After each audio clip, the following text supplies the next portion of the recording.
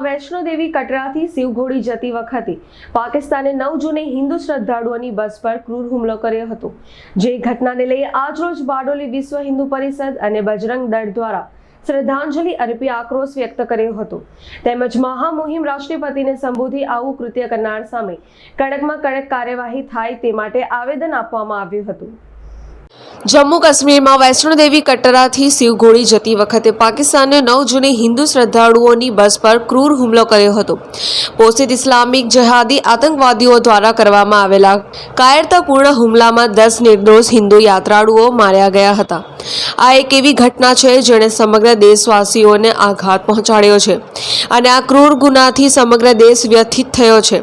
દેશની નવી સરકારના શપથ ગ્રહણ સમયે આ પ્રકારનું ઘૃણાસ્પદ કૃત્ય કરીને ઇસ્લામિક આતંકવાદીઓએ દેશની સાર્વભૌમત્વને પડકારી છે, જે ઘટનાને લઈ આજરોજ બારડોલી વિશ્વ હિન્દુ પરિષદ અને બજરંગ દળ દ્વારા શ્રદ્ધાંજલિ અર્પી આક્રોશ વ્યક્ત કર્યો હતો, તેમજ કેન્દ્ર સરકારને આવી પ્રવૃત્તિઓ પર સંપૂર્ણ અંકુશ લાવવા માટે નિર્ણાયક અને કડક પગલાં ભરવા અને આવા તત્વોને સમર્થન આપનારા આંતરિક અને વિદેશી તત્વો સામે પણ કડક અને યોગ્ય કાર્યવાહી કરવામાં આવે તે માટે મહામુહિમ રાષ્ટ્રપતિને સંબોધી આવેદન આપવામાં આવ્યું હતું।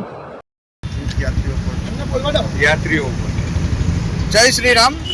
जम्मू काश्मीरना रियासी जिल्लाમાં જે તીર્થયાત્રીઓ પર જે નાલાયક આતંકવાદીઓ દ્વારા જે બસ પર ફાયરિંગ કરી છે અને તે ફાયરિંગમાં 10 લોકો મૃત્યુ પામ્યા છે અને 33 જેટલા લોકો જે હાલ સિરિયસ છે, તેના અનુસંધાને આજે વિશ્વ હિન્દુ પરિષદ અને બજરંગ દળ સુરત જિલ્લા દ્વારા આજે બારડોલી ખાતે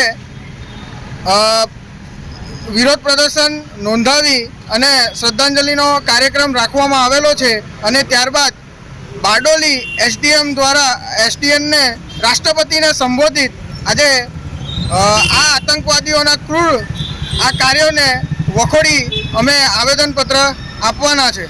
જય શ્રી રામ। प्रशांत पटेल, AB48 न्यूज़, बारडोली।